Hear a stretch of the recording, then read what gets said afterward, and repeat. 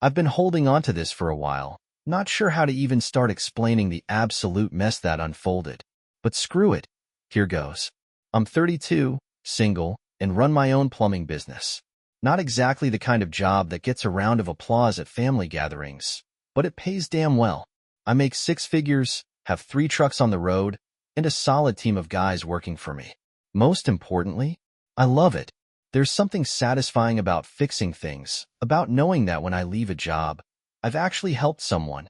But my family? Yeah, they don't see it that way. Especially not my sister, Melissa. She's 26, and up until recently, she was in law school.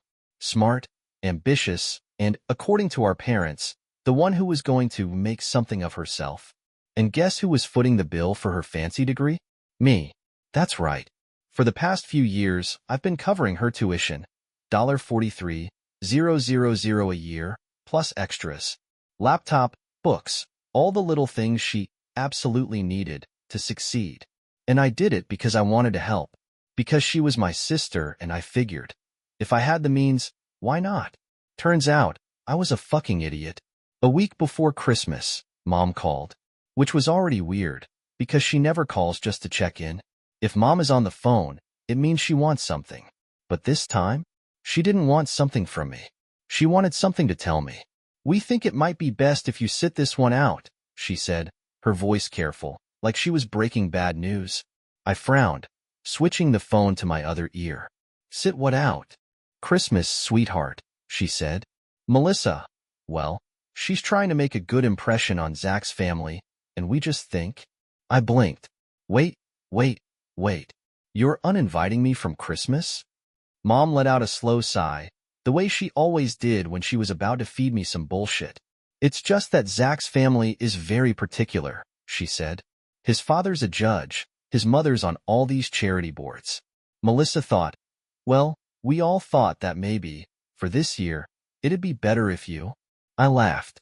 A sharp, humorless laugh. Oh my God, I said. This is about my job, isn't it? Silence. And that was my answer. I felt my grip tighten on the phone, my pulse thudding in my ears.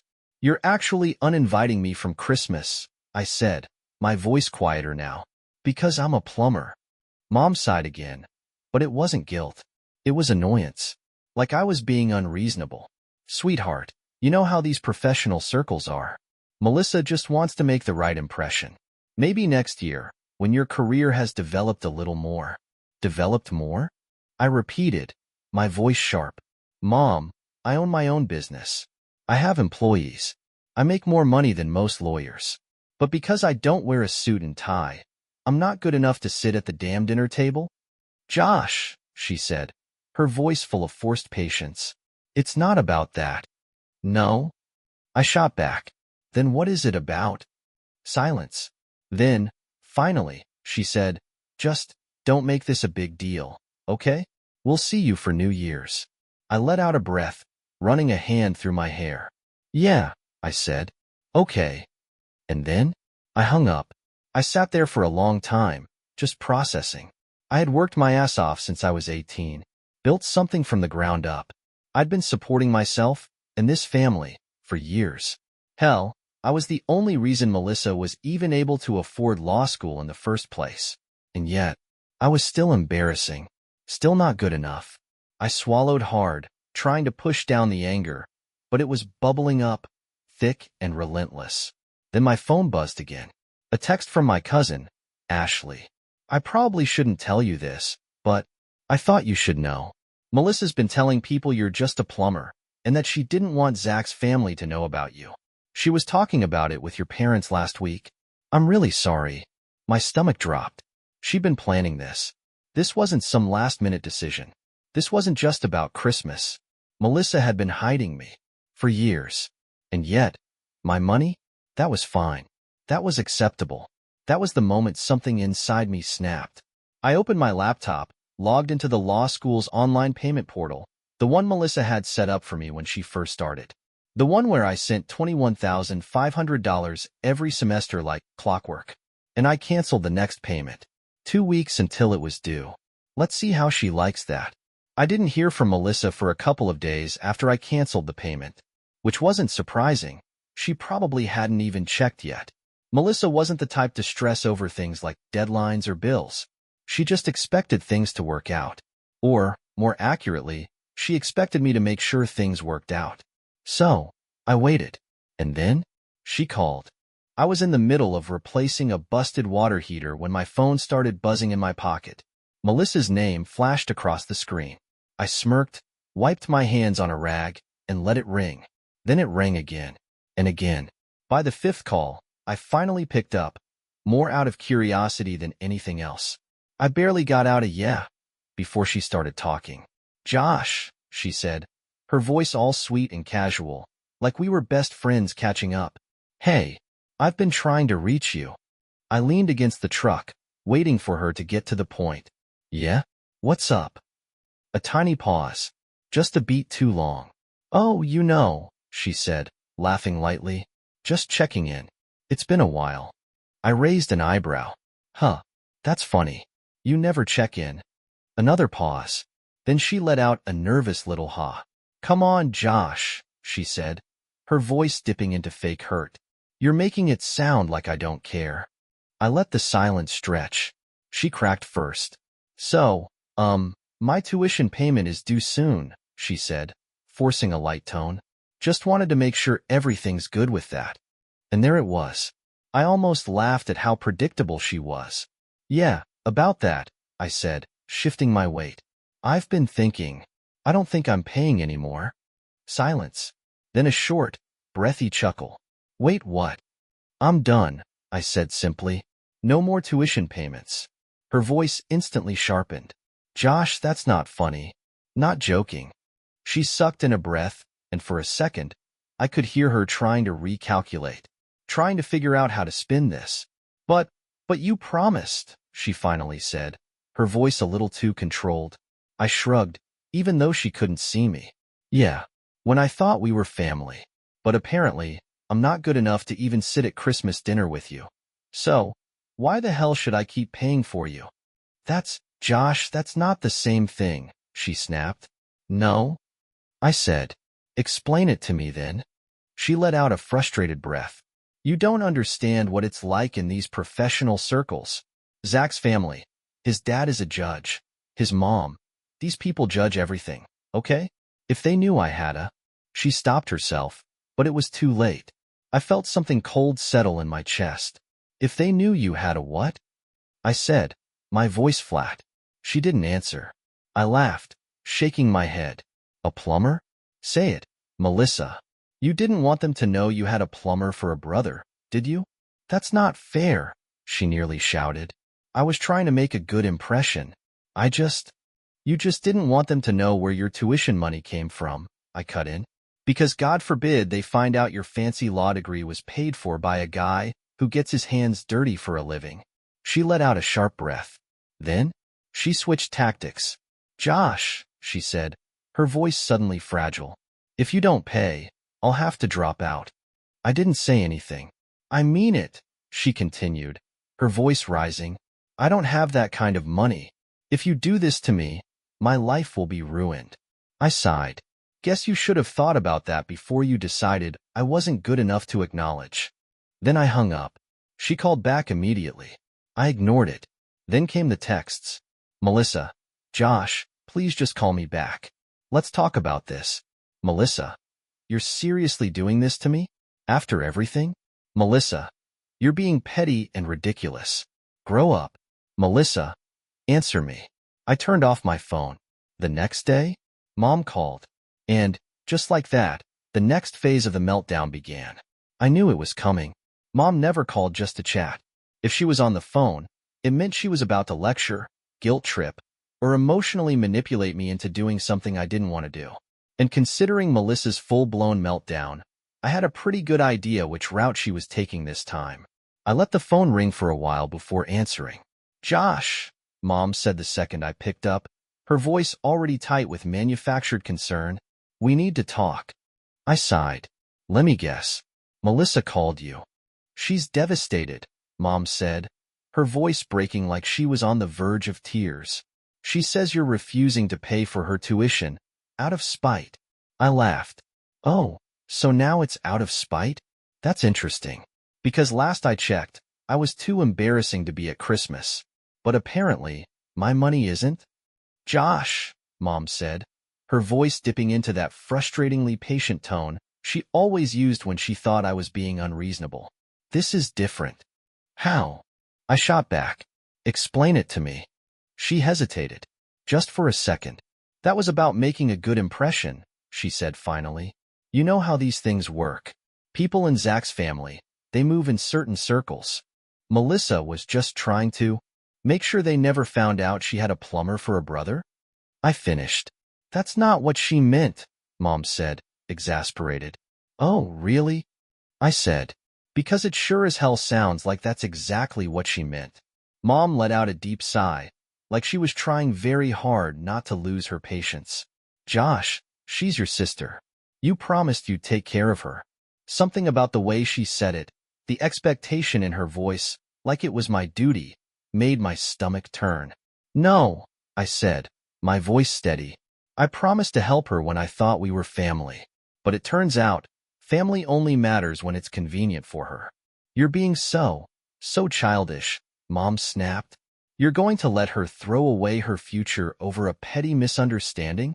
I nearly dropped the phone. A misunderstanding? I repeated, my voice dangerously calm. She actively hid my existence from her boyfriend's family, uninvited me from Christmas, and openly said she didn't want them knowing I was her brother.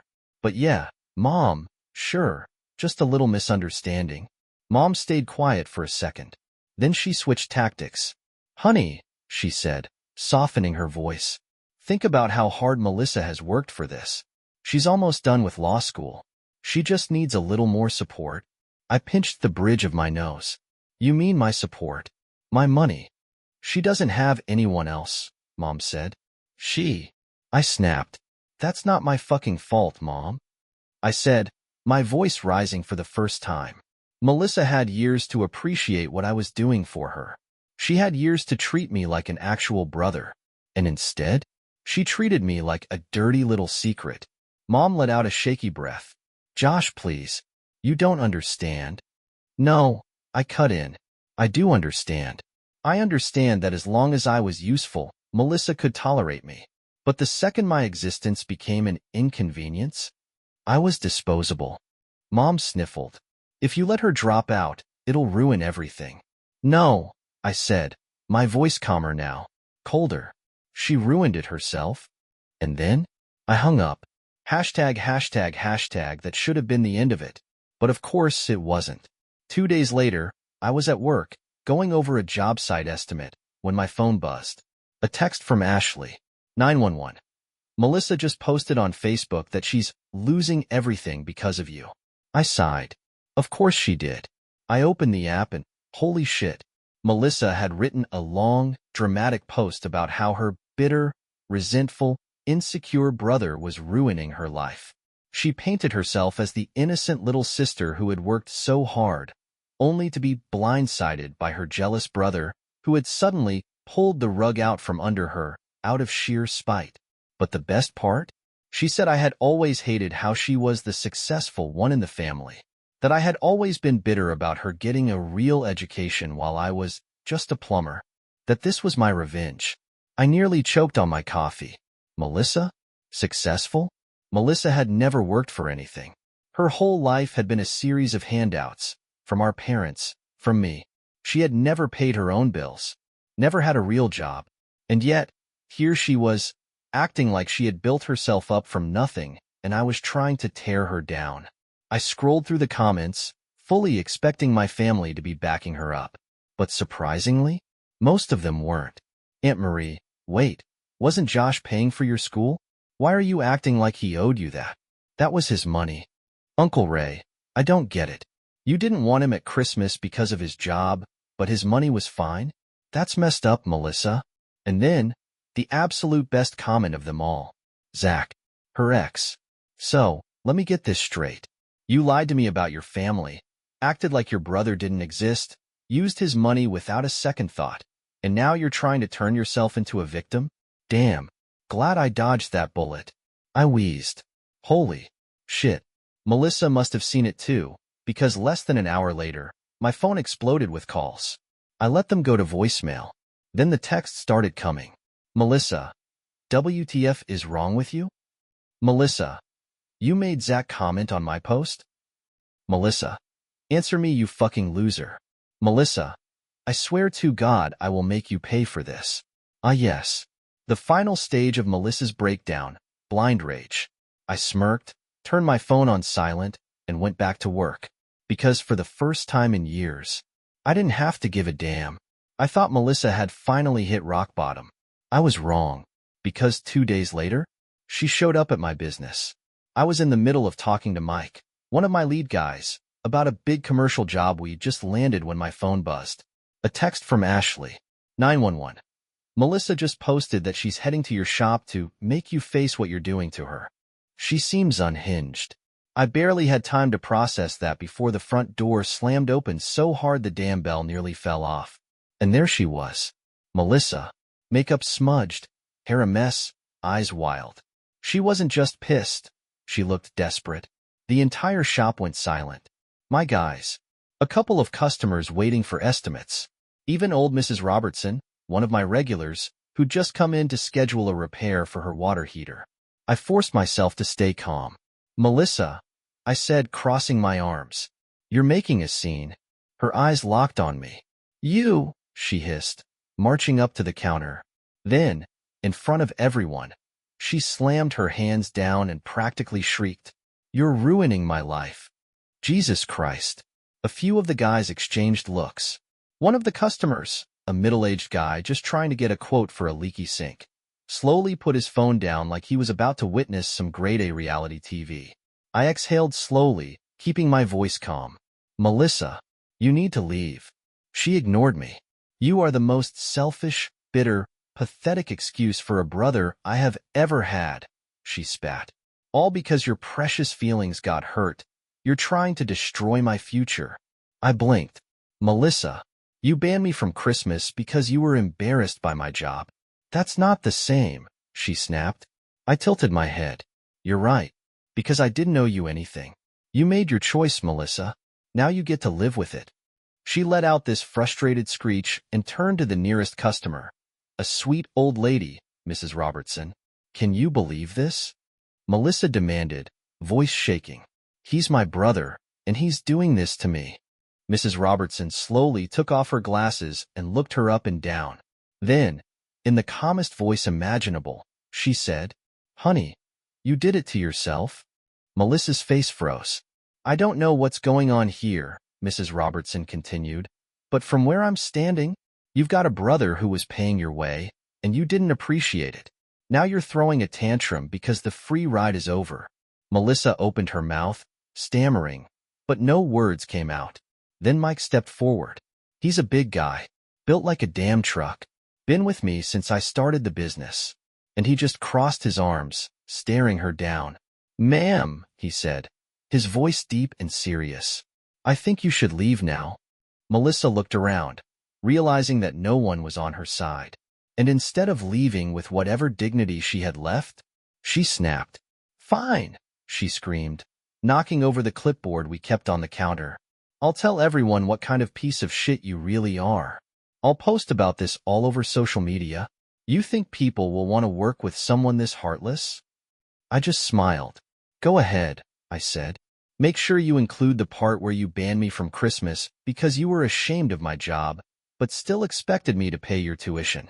She froze. And then, she stormed out, kicking over a stack of business cards on her way. Real mature, Melissa. As soon as the doors slammed shut behind her, the shop was dead silent for a beat. Then Mike let out a low whistle. Well, he said, that was a fucking disaster. A few of the guys chuckled. Even Mrs. Robertson smirked. I just sighed, rubbing my temples. You did the right thing, honey, Mrs. Robertson said gently. Sometimes family needs to learn the hard way that respect is a two-way street.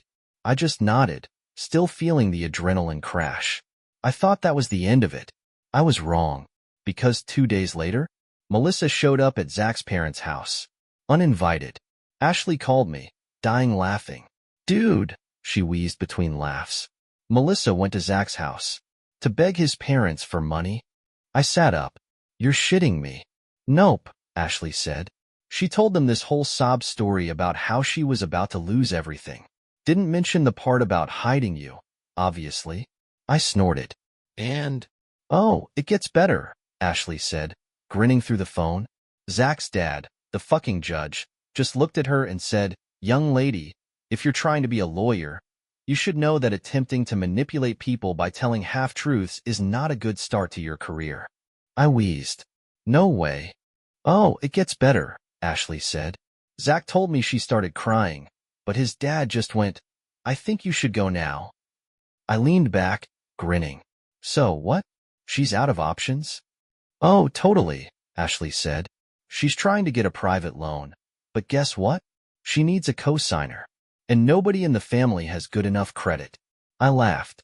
You mean the same family that judged me for being a plumber? The same ones who act like they're better than me but can't even afford their own lives? Exactly. I shook my head, still grinning. Melissa was screwed. And honestly, I didn't feel bad at all. A month passed. A blissful, drama-free month. Melissa had finally stopped trying to call me. Mom had given up the guilt trips. Dad hadn't spoken to me since his last failed attempt to shame me into paying. And honestly, I had never felt lighter. Business was booming. I hired 2 new guys, expanded into a second location, and even upgraded my office space. I was finally putting my money into something that actually mattered, my future, not Melissa's. Then, right before Thanksgiving, my parents called. I stared at the screen, debating whether I should even bother answering. But then I saw the text that followed. "Dad, Josh, we need to talk. It's important." I sighed. Here we go again. I picked up. "What?" Dad cleared his throat. "Look, your mother and we wanted to invite you to Thanksgiving dinner." I actually laughed. "Oh yeah? And why's that? Am I suddenly not an embarrassment anymore?" Dad sighed. "Josh, don't start." "No, really," I said, grinning. "Because last I checked, I wasn't developed enough in my career to sit at the same table as you all." "Jesus, Josh," Dad muttered. "Do you always have to be a smartass?" "Yes," I said. "Yes, I do." Mom jumped in then, her voice sickly sweet. "We just thought it would be nice to have you home, honey. It's been too long." I rolled my eyes. They weren't fooling me. "You need money, don't you?" I said flatly. Silence. Then a soft, "Josh, sweetheart, we just need a little help with the mortgage." I burst out laughing. "Oh my God," I said, wiping a tear from my eye. "This is actually hilarious." "Josh, please," Mom said. "We're behind on payments and—" "Nope," I said. "Not my problem." Dad's voice turned angry. "You're really gonna turn your back on your own parents? Oh, you mean like how you turned your back on me when Melissa decided I wasn't good enough for Christmas? That was different," Dad growled. "Yeah," I said, still laughing. "Because that was about impressing some rich doctor's family. But now that you need money, suddenly family means something again?" "Josh, we're your parents," Mom said, her voice breaking. "We thought you'd be there for us." I leaned back in my chair, grinning. "Maybe," I said, "but I think you should ask your successful lawyer daughter instead." Silence. "Oh, wait." I pretended to gasp. "She didn't finish law school, did she?" Dad actually swore under his breath. "You're being a real asshole right now." "Maybe," I said, shrugging, "but at least I'm a debt-free asshole." Then I hung up. I sat there for a second, just taking it all in. For the first time in my entire life, I wasn't Melissa's safety net. I wasn't my parents' emergency fund. I wasn't the family ATM. I was just me. And I had never been happier. Melissa never went back to law school.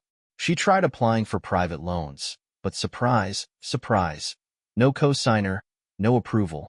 She got a job as a paralegal at some tiny law firm. From what Ashley tells me, she still acts like she's taking a break before finishing her degree. But we all know that's never happening. Zach? He never took her back. Thank God. Me? I'm doing better than ever. Expanded my business, hired more guys, and finally started investing in my own future instead of someone else's. The best part? I don't miss them. I don't miss the stress, the guilt trips, the constant feeling that I wasn't enough for my own family. Because the truth is, I was always enough. They just weren't. And now, I don't owe them a damn thing.